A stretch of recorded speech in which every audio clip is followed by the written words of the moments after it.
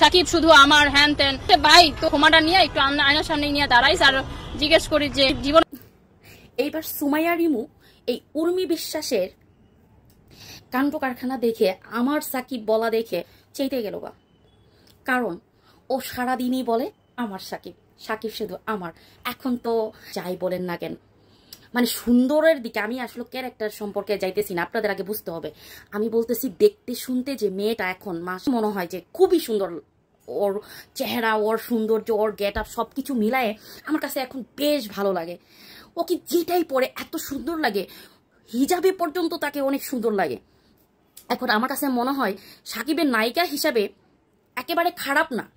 আমাদের এরকম অনেক অনেক নায়িকা আছে, আমি বলবো না যে আমাকেই নিতে হবে। বা সুমাইয়া রিমু যথেষ্ট সুন্দর, আমার কাছে মনে হয় যে পরিমণি মতো, মানে সুন্দরের ক্ষেত্রে আমাদের আবারও বলছি, আপনারা কিন্তু আবার পক্ষে হো এটা তো এরকম হয়েছে সুন্দর পরকীয়ার রানী অমুক তমুক চরিত্র।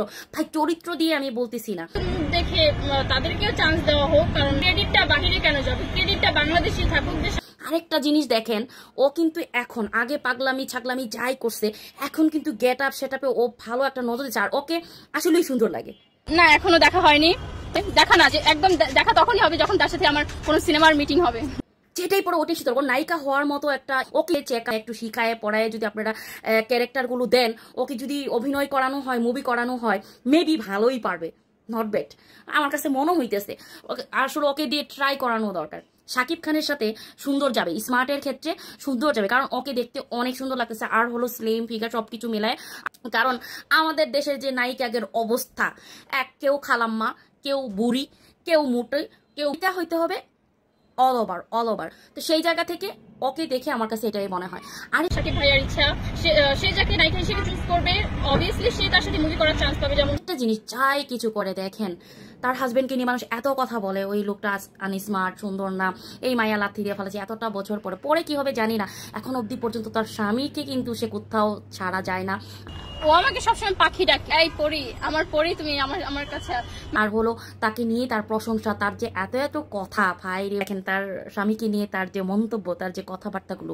আর আমি আমার হাজবেন্ডকে আদর করে হচ্ছে ডাকি, সেটা হচ্ছে সবচেয়ে ওয়েস্টার্ন যত ধরনের, যেহেতু ওরা নায়িকা, এরা যেহেতু মডেলিং করে, সেই ক্ষেত্রে ও যে ধরনের ড্রেসই পরতেছে সেটাকেই তার সাথে যাচ্ছে। শাড়ি বলেন, হিজাব বলেন, থ্রি পিস বলেন, ওয়েস্টার্ন শর্ট ড্রেস বলেন, সবকিছুতে ওকে অড লাগছে না, অনেক বেশি সুন্দর লাগছে। এটা আমার কাছে, এটা আমার পার্সোনাল ওপিনিয়ন, মানে একটা নায়িকা হিসেবে আমি বলতেছি।